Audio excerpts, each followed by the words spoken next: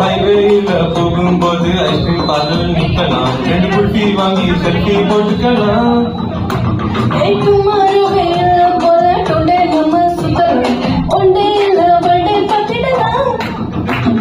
நினைத்தாலும் கூட நம்ம எல்லையோட போலாம், அடியல் மட்டும் மாட்டிக்கிட்டு நெட்வெட்டோட போலாம். Come on baby, let's go on the bullet. On the way, the party cannot be